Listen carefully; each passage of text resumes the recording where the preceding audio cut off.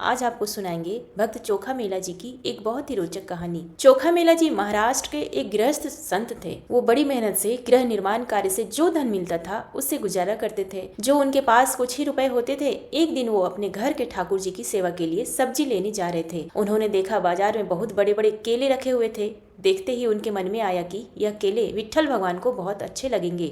उन्होंने सब्जी नहीं ली। उन्हीं पैसों से केले के लिए उनको मंदिर में अंदर प्रवेश का अधिकार नहीं था, तो वे दरवाजे पर खड़े हुए आवाज लगाई कि विट्ठल भगवान को केले का भोग लगा दीजिए। भगवान के कुछ सेवकों ने उन्हें धक्का मारकर बाहर कर दिया। उन्होंने कहा, तुम क्या समझते हो, 2-4 बार प्रभु का नाम ले लिया तो इससे बड़े भक्त हो जाओगे कि तुम्हारा हाथ का छुआ हुआ भोग भगवान पा लेंगे।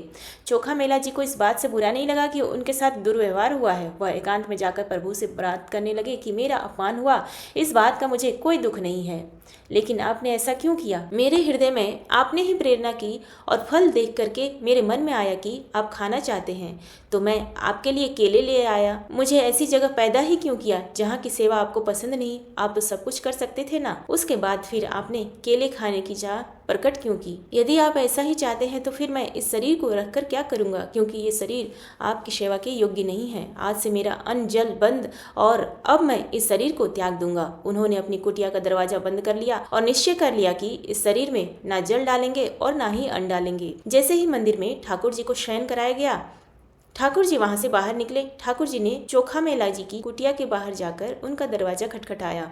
उन्होंने बड़ी ही अमृतमयी वाणी से चोखा मेला को आवाज लगाई। चोखा मेला जी एकदम आकर्षित हुए। उन्होंने पूछा, कौन है? ठाकुर जी ने कहा, चोखा मेला जी, बहुत भूख लगी है। जैसे ही दरवाजा खोला तो सामने नवकिशोर अवस्था के ठाकुर जी खड़े थे। आनंद समुद्र प्रभु को सामने देखकर चोखा मेला जी आह भरकर रो पड़े। प्रभु ने कहा, रोने धोने का समय नहीं है, मुझे बहुत भूख लगी है। चोखा मेला जी के पास जैसा भी था उन्होंने वैसा आसन बिछाया और कहा, विराजिए। ठाकुर जी ने कहा, नहीं नहीं, आसन पर नहीं, तुम्हारे गोद में बैठकर खाऊंगा।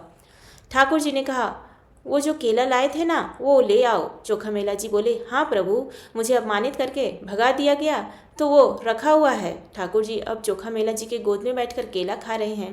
प्रभु बोले, आज जो स्वाद मिल रहा है वो मुझे मंदिर में लगाए हुए भोगों में भी नहीं मिलता। रुक्मणी जी को भी पता चले कि मेरे प्रेमी जनों द्वारा दी गई वस्तु में कितना स्वाद है, इसलिए आप मुझे 2 केले रुक्मणी जी के लिए दे दीजिए।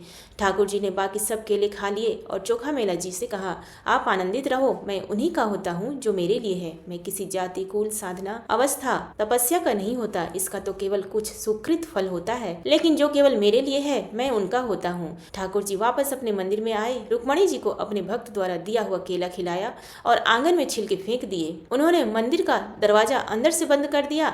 सुबह दर्शन